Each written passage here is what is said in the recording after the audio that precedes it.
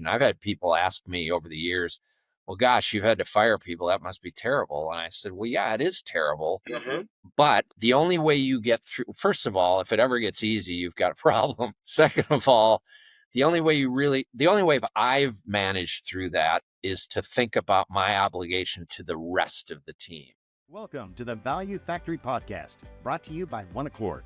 We're all about helping businesses thrive and grow through leadership, strategy, and meaningful impact. Now, whether you're a seasoned executive or just starting out, our goal is to provide insights and inspiration to help you navigate your journey.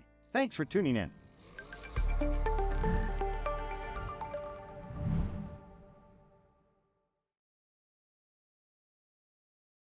we are, we're live.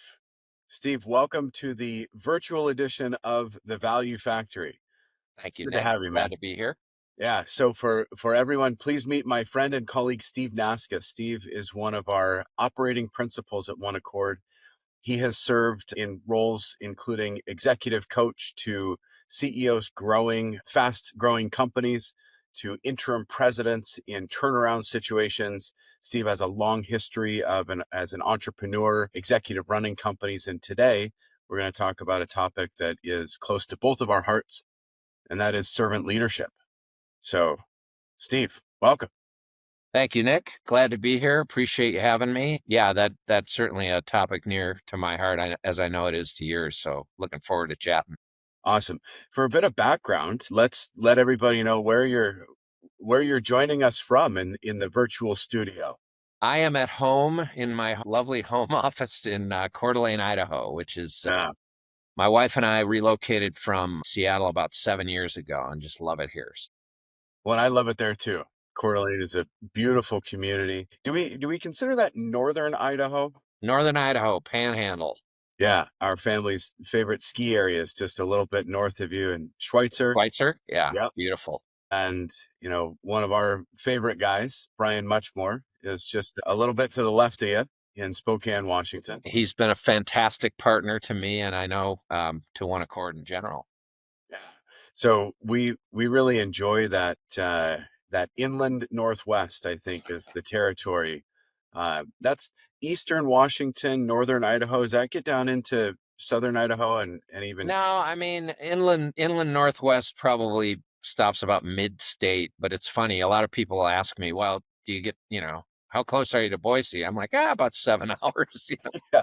It's a tall state. Yeah, real good. Well, maybe just a quick minute or two on some of your professional background, so folks that haven't yet met you, so they know kind of where you're coming from, and let's talk about this idea of servant leadership. Yeah, thanks, Nick. It's really been, I was very fortunate to be granted some leadership opportunity pretty early in my career. So from about 29 years old, I've had P&L responsibilities in various different, organizations. Started out, I was in Buffalo, New York, which is home for me, and then seemed to move progressively west with my career. But, I guess my first P&L was at about 29 years old, about $30 million P&L in the office products distribution space. And then kind of continued a couple roles within that space, division president at Corporate Express for about 7 years. And then I moved into the wireless telecom space where I was chief operating officer of the Americas region for a company that did a lot of outsourced call center support for the big wireless carriers. We also built some cool widgets, which was kind of fun and interesting. And then I decided I wanted to own my own company. So I bought a printing company and ran that for a few years. Kind of saw the writing on the wall in that industry and got out at the right time.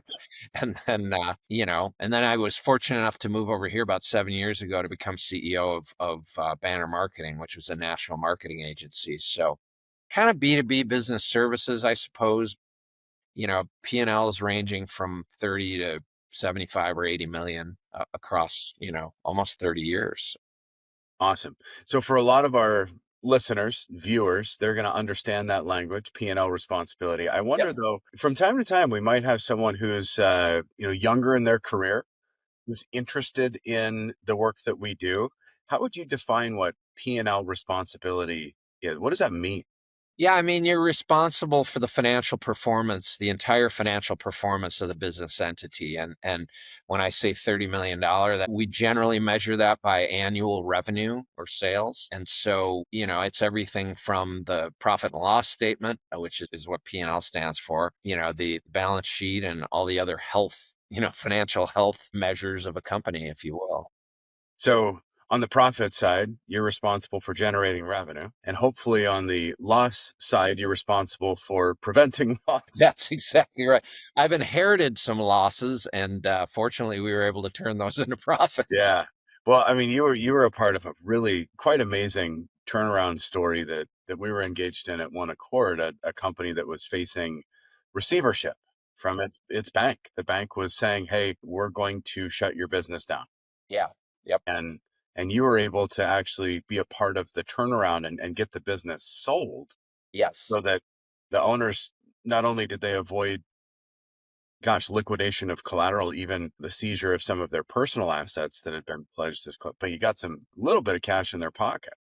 Yeah, we were really proud of that. It was a pretty dire situation when we got there. Like almost any engagement we get in, it's about, you're usually dealing with an entrepreneur or an owner who has done things a certain way for a long period of time. And that clearly wasn't working for this company. And so it took a little bit of coaching to kind of get them over if we keep doing the same things, we'll keep having the same results. They did have a lot of personal exposure, homes on the line, facing personal bankruptcy. So, yeah, we were able to get the business sold in a way that generated some cash for them for their efforts.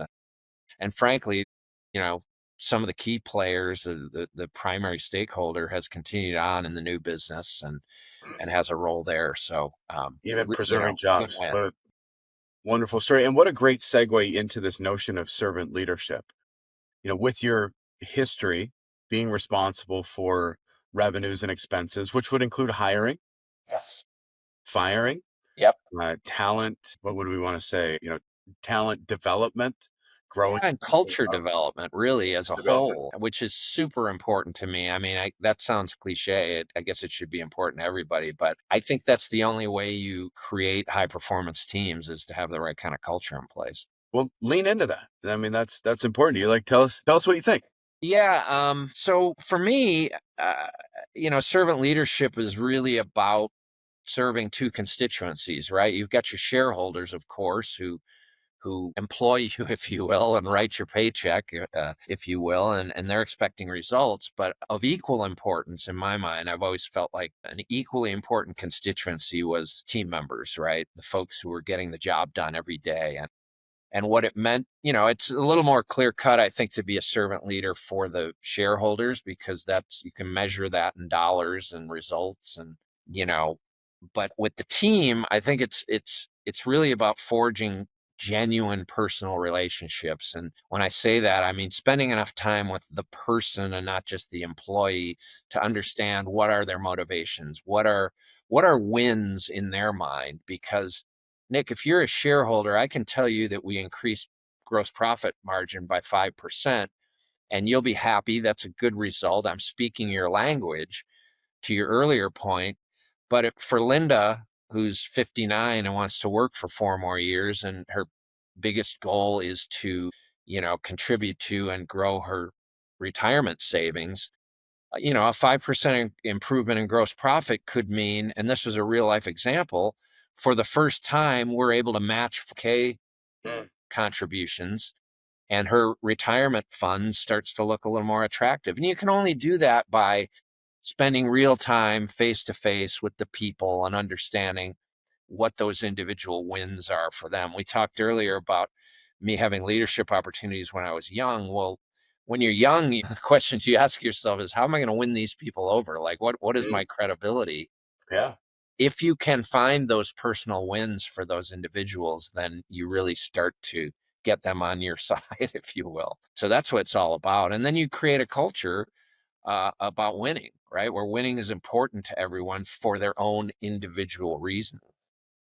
You know, as we go through this conversation, I want to invite you and encourage you to lean into like the difficult parts. Yeah.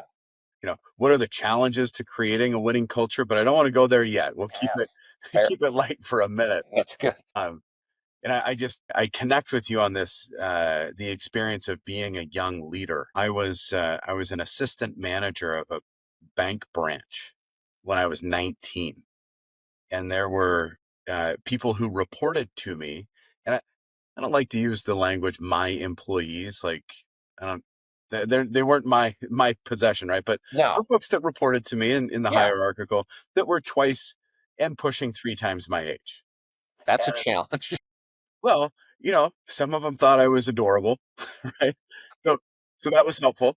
It's And not then, the adjective you're looking for necessarily, but no, but he'll I take just it. think Barb. I mean, you talked about Linda. Barb was 58. I'm gonna say, Yeah. and I was 19. So let's do the math there. That's three times. And she just thought I was the cutest little thing.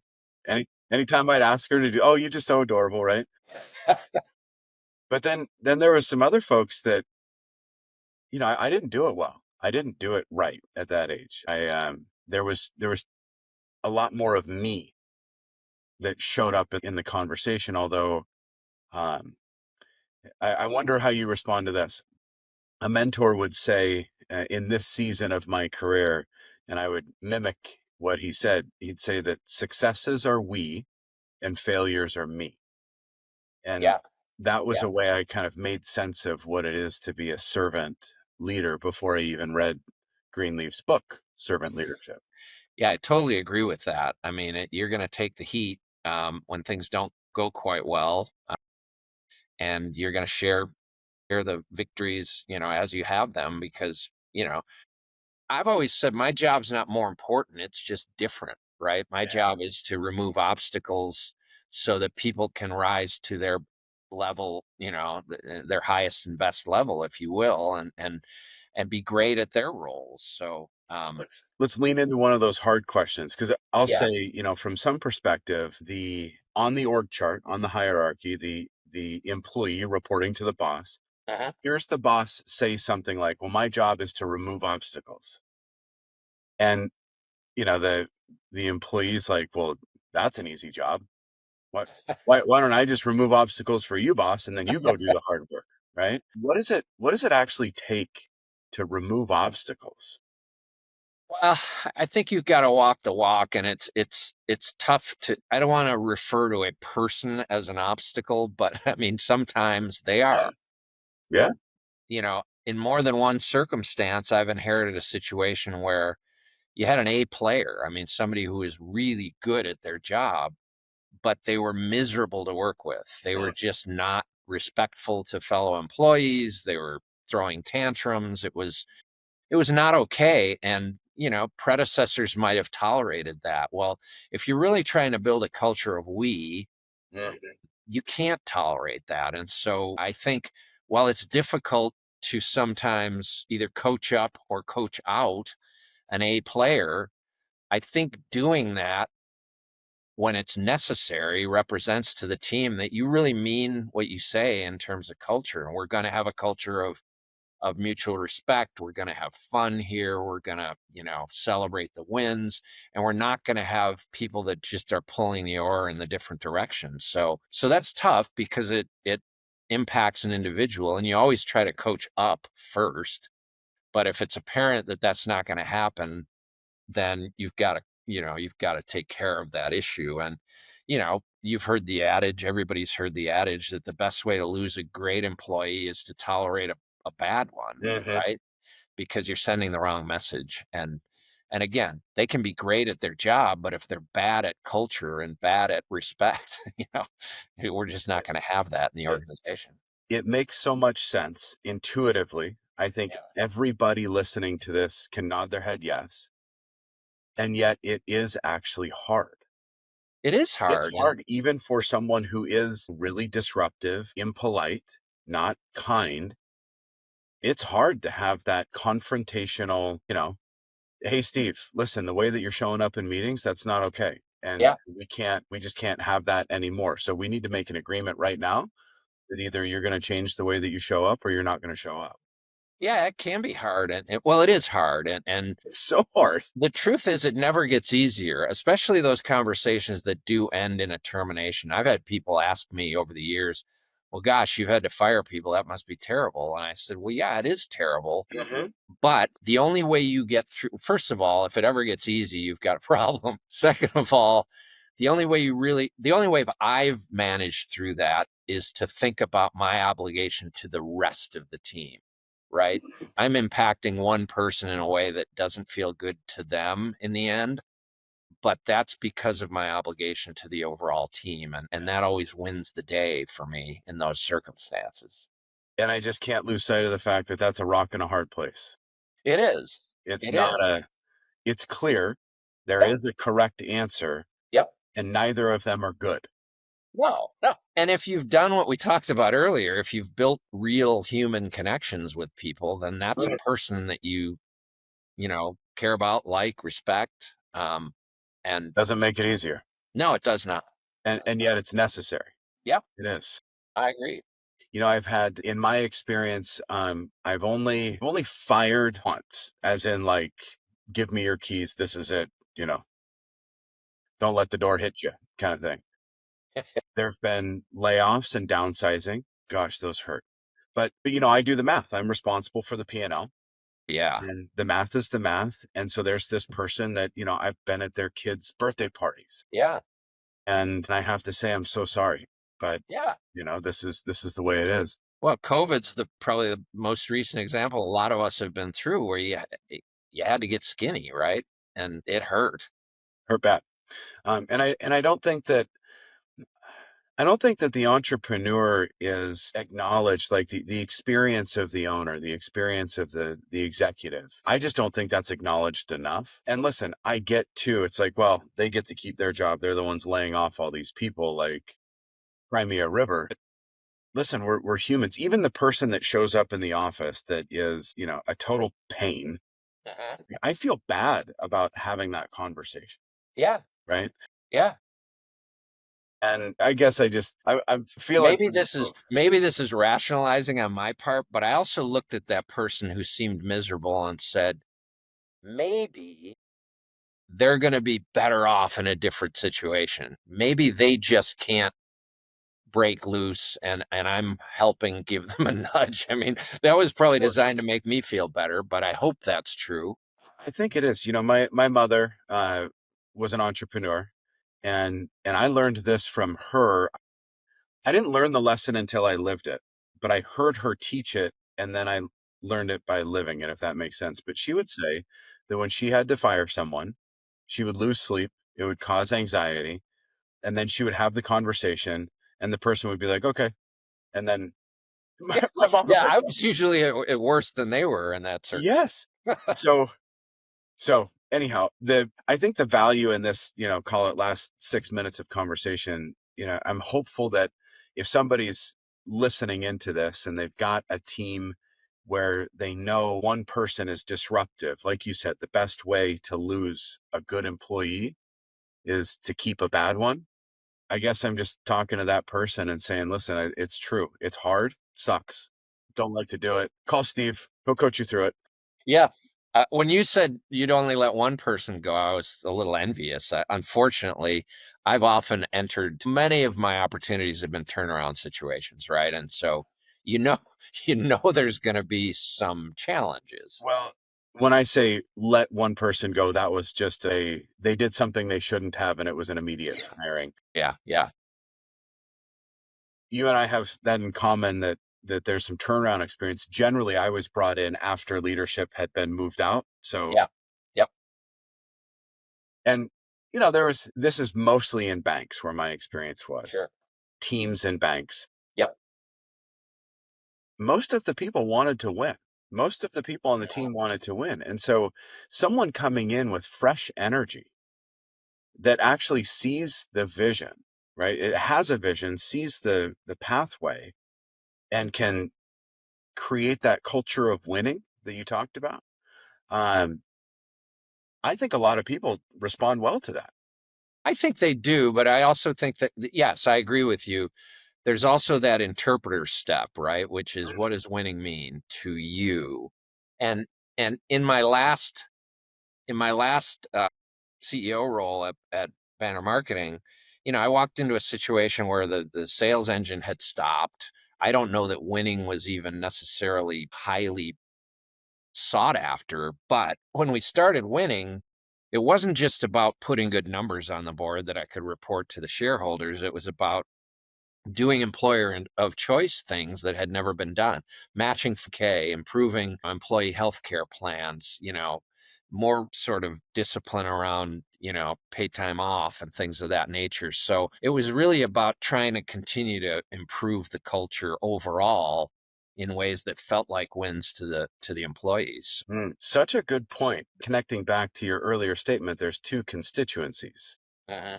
and maybe three. I think of Richard Branson and his perspective that in order of importance, it's employees, customers, shareholders. Yeah, I would agree Employees with that. most important. Yeah. Yeah, I've always said, even, but at the end of the day, if I had to make a choice, it's going to be with the employees, Well, how honestly. about, it's this, a happy employee generally makes a happy shareholder, but a happy shareholder doesn't necessarily make a happy employee. No, you're exactly right. And I either said it earlier or was thinking it earlier, which is I can't create the results. Our team can't create the results that make the shareholder happy unless we've got the right culture and a high performance mentality. And so, it's not just a good idea, it's critically important, Yeah. to succeed. But you said something earlier about, I'm gonna say walking the talk, but Yeah. kind of living it out. Yep. Uh, what does that look like? Well, I think you've got a model, let's talk about respect in the organization because we were on that example of the employee who is difficult with their fellow employees. First of all, you've got to show respect. You've got to value the team members and their contributions, and I think that's subtle but important. And then they have to see you making those difficult decisions because depending on the size of your organization, taking out an A player could be two steps backwards, right? you know, Despite the problems that they create, you're going to lose that contribution. And so you have to be willing to accept that in the short term to demonstrate the lesson that you're trying to portray or the culture you're trying to cultivate. And boy, not easy. Let's connect that right to the P&L. So you got a $30 million company, and you've got a business development officer that's doing 2 million in annual sales, but they they're rude to everybody on the fulfillment side. They close the deals and then they bark at everybody, they boss everybody around, they don't fill Yeah. out their paperwork, they tell everybody else that, I'm the rainmaker, you should, right? And and so you've got somebody maybe on the operations, the fulfillment team that is excellent with Yeah. clients. And they're like, I just can't deal with Joe or Bob or, whomever. Yeah. Like Bob's such a what, right? I don't ever want to deal with him. And so you just got to say to Bob, listen, you either got to, shape up or ship out. Yeah, I mean, maybe it's ego, but I certainly have felt like I can coach that up, right? Mhm. And that's got to be your first attempt, right? Because, and it gets back to really having a personal relationship. Maybe there's something going on in that person's life that is causing them to be miserable. Maybe talking through that or accommodating in a certain way is going to make that better for that employee, and then you've retained a great performer. But if it's just clear that they're not going to turn it around, well then yeah, you owe it to the rest of the team, and specifically, as you mentioned, that great operations employee who doesn't want to be here if Bob continues to be a giant pain. So yeah, it's choices. It's funny. You and I share that sort of young leadership thing and the experience that we've had. And I just thought early on, well, everybody wants the corner office, right? Well, I realized early on that not that many people want to have to make those decisions. And so it's kind of part of leadership is a willingness to do that. Hmm. And like you said, it's hard. It's not, it may be clear cut what needs to happen, but if you're at all empathetic, it's going to be hard to do that, make that choice. A very important word you just used, empathetic. If you're at all empathetic, that's it. There are many nights when I slept very well as an employee, somewhere on the org chart that wasn't, responsible for the bottom line, the P or the L. Uh, my days in as an individual contributor, I might have been anxious as to whether or not I was going to hit my sales goals, but Yeah. generally that wasn't difficult for me. It really was when I got into a leadership role. And I don't know if I don't know what the word is here, unnecessary of me to take on a responsibility for the well-being of people on my team, but it's inherent. Like it just happens. And maybe that's empathy. I don't know. I think it is empathy. And frankly, the fact that you possess that characteristic is why people would want to work for you and with you. I mean, if you didn't, um, that probably is not as welcoming and perhaps even more adversarial climate, right? Which is why I say if managing out a problem child, if you will, ever becomes easy, then you got to take a look in the mirror because you're you're getting low on the empathy tank, I think, if that's the case. Yeah. Yeah. I've developed so much scar tissue or callus that Yeah. the experience doesn't touch. Like, how do I show up with others? You talk about that personal connection, getting to know the individual, and I've experienced this with you firsthand. We came to Coeur d'Alene, and invited us into your home first. Hey, let's meet here, spend some time together before we go there. Last time I was in town, you brought me to this awesome little restaurant in this nook on Lake Coeur d'Alene, or is it Coeur d'Alene Lake or Lake Lake Coeur Coeur d'Alene? d'Alene. Yep. Lake Coeur d'Alene. Yeah. Sweet little spot, but just a place where we could hang out and tell Yeah. stories That was about fun. life. That was fun. That's a I part of mean, it. look, at the end of the day, it's all about people. I mean, they're it's people who make these businesses run, right? And they're dedicated to what they do. And like I said before, if I can remove obstacles and make their job easier or allow them to perform at a higher level, sometimes those obstacles are difficult coworkers, sometimes they're system limitations, sometimes they're schedule limitations, right? And so it's about, like I say, it kind of all revolves back to finding out what those personal wins are for those employees. Because, a young new parent, maybe it's about schedule flexibility, right? So it's going to be different for each individual, but you gotta genuinely care about the people that are creating the results in the business. And in the work that we're doing today, these different constituencies of business owner or shareholder, and then the team, the employees, even in that, the motivations, the desires, the what does a win look like? What does a successful engagement look like is different. For some, Yeah, it's helped me transition out of this business successfully. For others, it's help me move through this transitionary period. But I want to stay in the business, and I want to improve my efficacy. I want to be a better leader. yeah.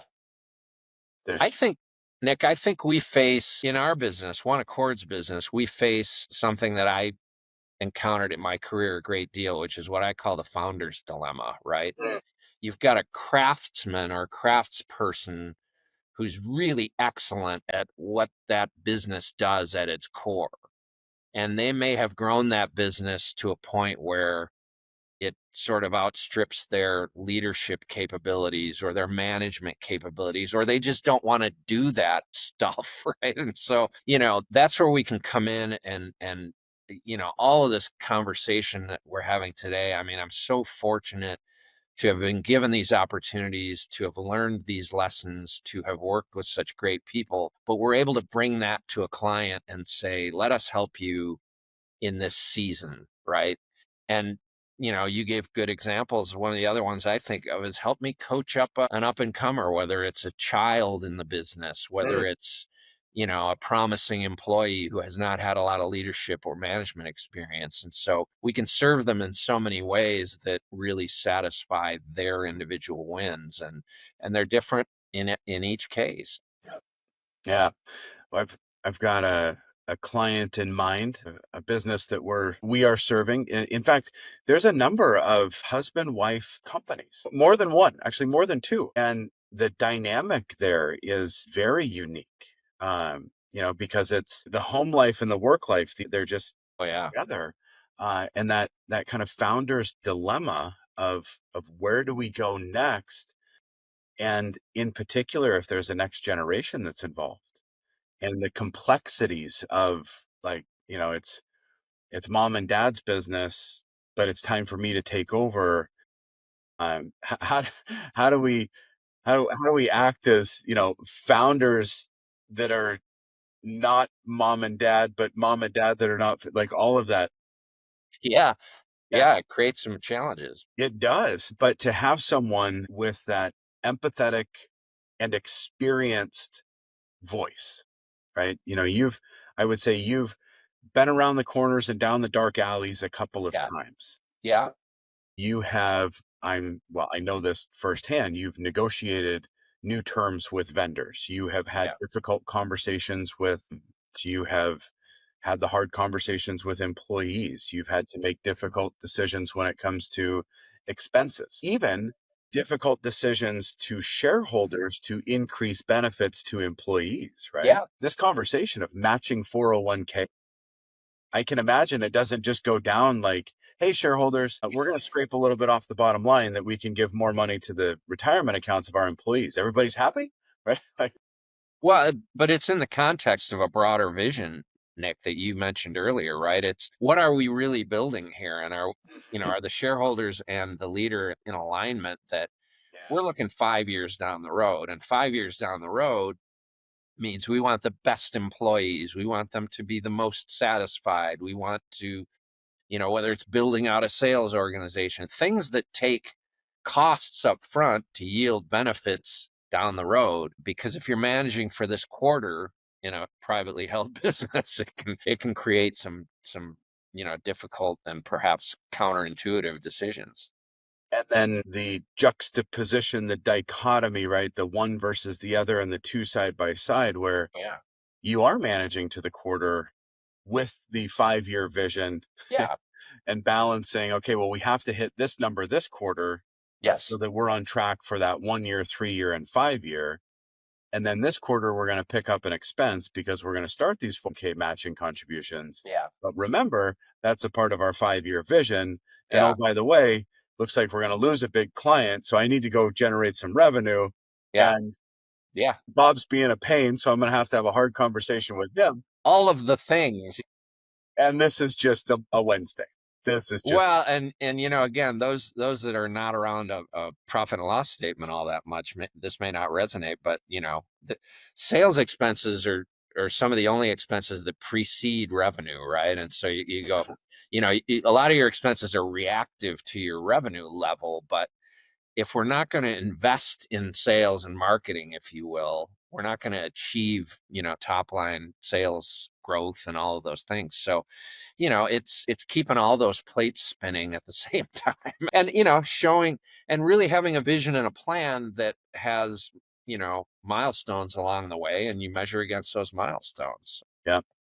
Yeah. What a gift it is for so many founders, right? The company they have is the first and only company that they've ever had, Hmm. right? Yeah. And so they've not had the breadth of experience that you have.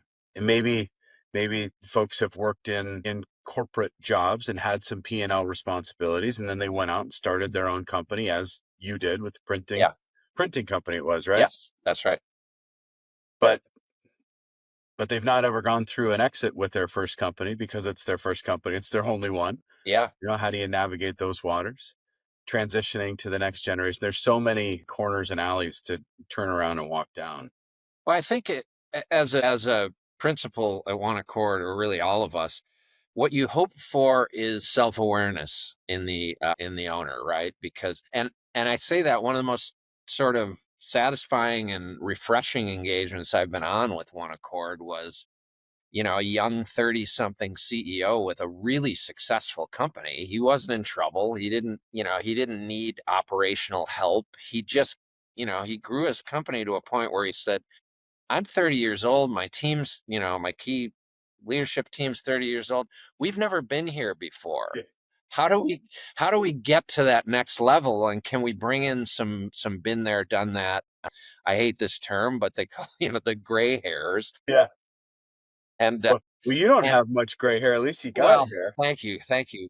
But he was so receptive to what that could mean to him and to his business, and he invited it. And I just found that so refreshing because he just didn't want to get out over his skis and thought he might. And so, who can help me navigate this next stage of growth? And we had a great engagement, and I think we helped put a lot of things in place to help him kind of take it to the next level. Well, I think of the folks that are probably, if I was to close my eyes and imagine who are the professionals that someone might hire to assist in turning around an organization or consulting through periods of growth or transition or getting ready for an exit or transition to another generation, next generation. I generally think of finance professionals. I Uh-huh. think that's what the world usually expects. Right. And it's true. There's a good reason for that. Financials are the evidence of the Yeah. the works of a business. But I guess in this, and maybe this is kind of a concluding thought, as you are working with, consulting with clients, and your approach really centered in that servant leadership mentality, that kind of MO, your mode of operations is to show up as a servant. You've got the financial acumen. You've Yeah. got the operations. Educational background. Yeah. Yeah. Finance Uh, major with MBA. Finance major, MBA. You've been in the chief operating officer seat, but you're bringing in an approach that maybe we could use the word holistic, but it's people centric. That's what I'm hearing from you. What words of wisdom? What kind of final thoughts would you like to leave our listeners with, and to conclude this conversation, Steve?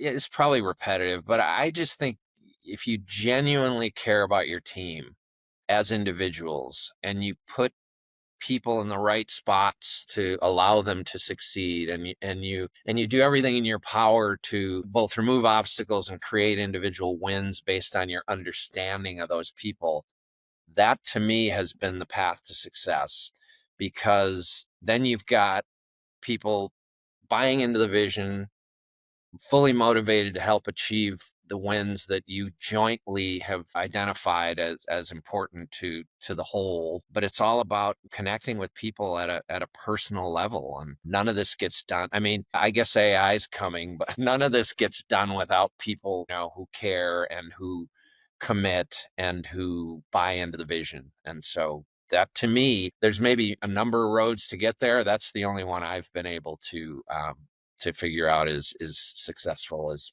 just investing in the people. Thanks for a good conversation, man. Thank you. Absolutely. All right. Well, tune in for more episodes in of the Value Factory as we talk with subject matter experts, advisors to business owners, operators like Steve.